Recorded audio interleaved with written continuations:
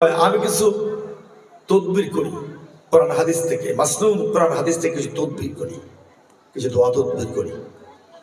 ইদানি আমি বেশ কিছু ছেলে পেলেদেরকে আগে পাওয়া যেত না, এখন গত 2 বছর 1.5-2 বছর হলো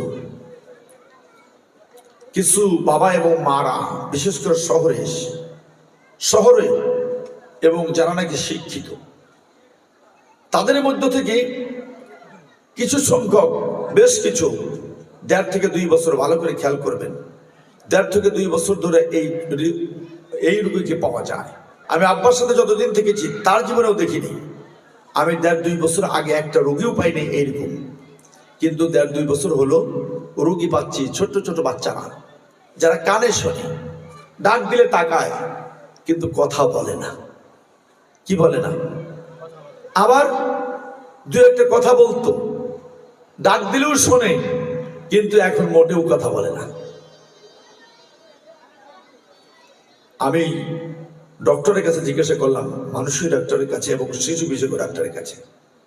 তারা বলল যে হুজুর, আপনি জিজ্ঞাসা করে দেখবেন এই বাচ্চারা সেই বাচ্চা যারা ছোট্টকালে বাবা মা বলতে পারতো, আল্লাহ বলতে পারতো, কিন্তু ওই সমস্ত বাপ মার যাতে জ্বালা যন্ত্রণা সইতে না হয়, তাদের খাওয়ানোর জন্য মোবাইল, তাদেরকে শান্ত রাখার জন্য মোবাইল। বাপ মা মোবাইল দেখা হোক বা অন্য কোনো কাজ করা হোক বা অন্য কোনো ব্যস্ততা থাকা হোক, একটা মোবাইল মোটামুটি ছোট্ট বাচ্চার কাছে দিয়ে গেলেই দেখবেন যে ও ঠান্ডা, কান্নাকাটি বন্ধ, দেখবেন যে বিরক্ত বন্ধ, সবকিছু বন্ধ। যেরকম ঠিক কিনা? ঠিক। এই ডাক্তারের কাছে শোনার পরে আমি এই রোগী আসলে জিজ্ঞাসা করি, ভাই ও কি যখন নাকি ও জন্মগ্রহণ করেছে তারপরে কি কখনো কি আপনাদেরকে আব্বা মা বা আল্লাহ বা কোনো 2-1টা কথাবার্তা কি বলেছে? হ্যাঁ হুজুর বলতো, কিন্তু এখন আর বলে না। তারপরে জিজ্ঞাসা করি, আচ্ছা এই বাচ্চাকে আপনারা কি মোবাইল টোবাইল দিয়ে খাওয়া দাওয়া করান বা মোবাইল দিয়ে ওকে ঠান্ডা রাখেন?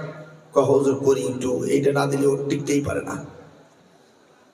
ওই ডাক্তাররা বলছে আমার কাছে যে হুজুর, মানুষের ভিতরে এমন একটা আছে যে ওই জিনিসটা যখন নাকি সে ওইগুলি দেখে, কারণ মোবাইল দেখতে, বিভিন্ন ভিডিও দেখতে কথা বলা লাগে না, কি কোন ঠিক কিনা? শুধু ইশারা করলে বোবাদের মতো। ঠিক ওই সমস্ত বাচ্চারা তখন আর কথা বলে না, ওটা বন্ধ হয়ে যায় ওগুলি দেখার কারণে।